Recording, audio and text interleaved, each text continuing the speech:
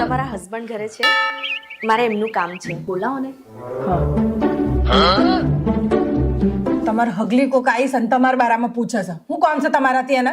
હા પણ જોઈ લઈએ કોણ છે એમ. હેડો. હાય.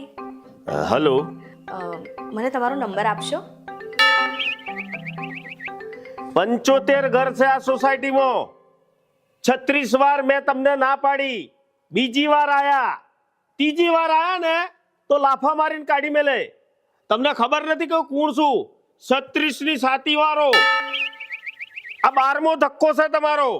હવે આવતા નહીં, જતા રહો અહીંથી.